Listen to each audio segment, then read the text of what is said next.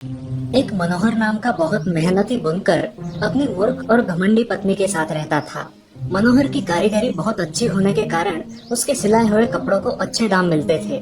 उसकी कपड़े बुनने की मशीन पूरी लकड़ियों से बनी थी। एक दिन बहुत बारिश होने के कारण उसके दुकान में पानी भर गया और उसकी कपड़े बुनने की मशीन पानी में डूबकर खराब हो गई।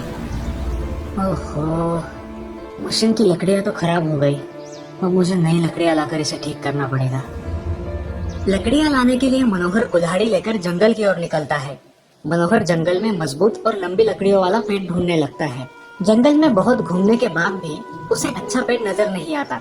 घूमते घूमते उसकी नजर नदी स्थित एक पेड़ पर गई जो बहुत ही लंबा और घना था। ये अच्छा पेड़ है, इसके लकड़ियों से मेरी मशीन के सारे उपकरण बन जाएंगे। मनोहर ये सोचकर कुल्हाड़ी पेड़ के तने पर मारने के लिए उठता है और तभी पेड़ से आवाज आती है, रुको मानव। कौन है? मानव, मैं देव हूँ। मैं इस वृक्ष पर आनंद से रहता हूँ और नदी के किनारे शीतल हवा का आनंद लेता हूँ, और वैसे भी वृक्ष काटना उचित नहीं है। मैं भी लाचार हूँ प्रभु। इस पेड़ की लकड़ियाँ मेरे मशीन के लिए अच्छी है। लकड़ियों के बिना मेरे मशीन के उपकरण नहीं बनेंगे और मेरा कपड़ा नहीं बुनेगा। प्रभु, मेरा परिवार भूखा मर जाएगा, इसलिए मैं इस वृक्ष की शाखाएं काटने के लिए विवश हूँ प्रभु। अगर ऐसा है तो तुम कोई भी एक वर मांग लो, मैं उसे पूरा करूंगा। केवल तुम इस वृक्ष को मत तोड़ो। प्रभु, यदि यही बात है तो मुझे सोचने के लिए एक दिन का समय चाहिए। मैं मेरी पत्नी और मित्र से सलाह करके आपसे वर मांगूंगा। ठीक है मानो, मैं तुम्हारी यही प्रतीक्षा करूंगा। ये कहकर देव अदृश्य हो गए। मनोहर अब जल्दी जल्दी घर जाने लगा। गाँव में जाते ही मनोहर की भेंट अपने मित्र नाई से हुई। अरे मित्र, क्या हुआ? बड़ी सोच में दिखाई देते हो। घर में सब ठीक है ना? क्या बताओ मेरे दोस्त, मेरी बुनाई की मशीन कल पानी में खराब हो गई। अब मनोहर उसके दोस्त नाई को जंगल में घटी सारी घटना विस्तार से बताता है। अब तुम ही बताओ, मैं भगवान से क्या वर मांगू? क्या बात कर रहे हो? सच में? हाँ मित्र, ये सच बात है। यदि ऐसा ही है तो तुम एक राज्य मांग लो। तुम उस राज्य के राजा बन जाना और मैं राज्य का मंत्री बन जाऊंगा। हम सब सुख में रहेंगे। मनोहर ने अपनी पत्नी की सलाह लेकर अपना वरदान निश्चित करने की बात नाई से कही। मित्र, तुम्हारी पत्नी बहुत ही घमंडी और मूर्ख है, ये तुम्हें भी पता है, और ऐसी स्त्री को किसी भी निर्णय में समाविष्ट करना ठीक नहीं है। घमंडी और मूर्ख स्त्री को सुख साधन के अतिरिक्त कुछ भी नहीं सोचता है। मनोहर ने फिर भी अपनी पत्नी से सलाह करने के बाद ही अपना निर्णय लेने का विचार प्रकट किया। ठीक है, जैसा तुम चाहो।